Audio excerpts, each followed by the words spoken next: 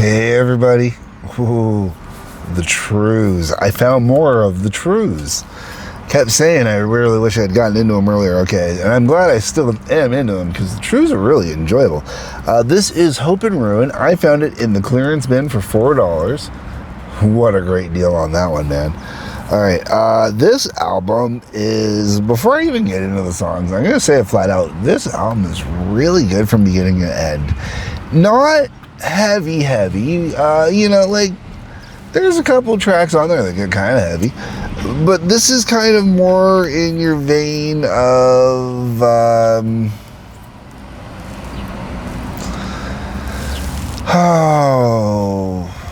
Neil Youngy kind of heavy a little bit. Nah, I mean, probably a little heavier than that even. It's very similar to the last Trews album, like the music and the way it's done, that kind of folksy acoustic mixed with electric with some great organ in it and stuff like that. It's the whole way through great musicianship, wonderful lyrics, top-notch album. There are a few songs on this album that don't necessarily stand out like others do, but we're going to get into that. Alright, so the album opens up with Misery Loves Company, which is a great way to open the album. I really enjoy Misery Loves Company. I think it's a really good song. Got good tempo to it, really upbeat. Everything you want in, an opening track. Then you go One by One, and One by One is takes it down to more of that folksy kind of vibe that I was talking about. Traveling across Canada, doing the Canada cross-country touring thing, stuff like that. Making references that, you get if, you're from the area kind of thing. It's really good.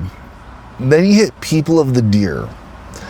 This is the first song on the album that to me is kind of, an album cut. When the album's playing, you really dig on it. When the album's not playing, you may not think of it as much, which is really weird because it's probably the heaviest song on the album. And really good. The placement on the album is great, and I really do love when it's playing. With everything else on this album, it's great for how different it is compared to everything else, but it's not standout for that difference, I guess. Then we're on to Stay With Me, which is great, kind of mellower kind of tune. Hope and Ruin, the album's title track, is a good tune. Really enjoy that one. If You Want to Start Again,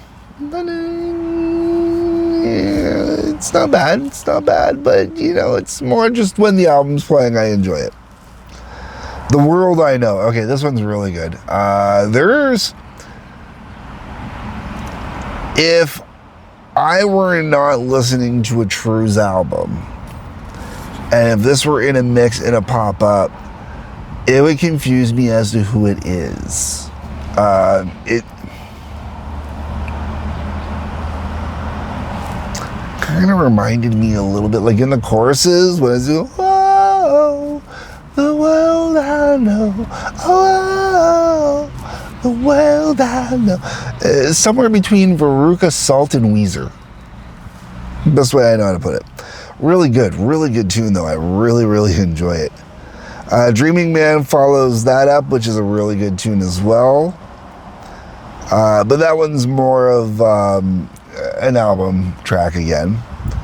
I'll Find Someone Who Will. This is a great song. I love this song. I'm not usually a dude that's into songs about love or love loss or heartbreak or any of that garbage, okay? If you're one of my regular viewers, you know this. But when the whole chorus of this one is, if you don't break my heart real soon, I will find someone else who will. There's just something about that line, man, that just grabs me every time. I love it. It's just such a twisted backwards kind of thing with this great, fun, upbeat, warm tempo going on at the same time. Love Is the Real Thing follows that up, and I really enjoy that one. It's got a great upbeat, warm tempo to it as well. Love is a real thing. Love is a real thing. Love, just a great, warm 60s kind of hippie-esque kind of vibe, man. I just really dig on it. Burned follows that up. Burned is another one, really good album track. Don't think of it too much when the album's not playing. And then the last track on the album is You Gotta Let Me In, which finishes off the album really nicely. I don't know if it's the song I would have picked to finish off the album.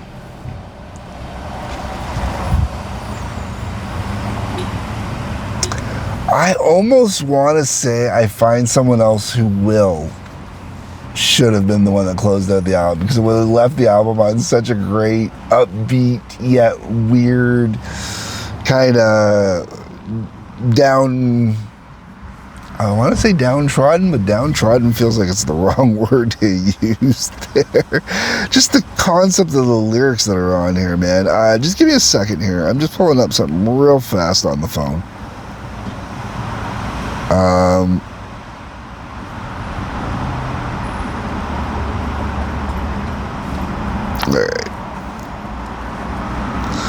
So apparently, I really gotta get caught up on my discography here for the Trews. This one's from 2011. I didn't realize they were out of Nova Scotia. Currently based in Hamilton. And it looks like they ended in 2016, which is a shame. Maybe they'll get back together again. So I believe it was Den of Thieves? Or was it House of Ill Fame? I don't remember which one it was I did. Looking at this, though, there was there's definitely been a couple albums between the last album I did and this one. But it's still a Trews album, It still feels like a totally solid, really enjoyable Trews album. And there's a few albums afterwards. Oh, apparently they did go after 2016. They really got to do better with that. Album released right into 2025, so I guess I'm going to have to definitely get caught up on the Trews. Because after all this, I really do. I very much enjoy the Trews. They have a great sound, very comparable to the 60s. 60s rock. Like I said, I wanted to say Neil Young, but that's a horrible one. Not quite the Guess Who either. The Guess Who would have been heavier and harder than this. I cannot think of a Canadian band I would use to describe the sound of this in comparison. And the nice part about the Trews is well, you could play this easily on a Sunday afternoon, no problem. A little bit later on Sunday afternoon, you're getting into 2-3 o'clock in the afternoon. You can also put this on first thing in the morning, Monday to Friday, on your way to work. Put it in, put you in a good mood on your way to work. You're all feeling happy. You're all, yay, let's get stuff going. Woo! It's just that kind of album.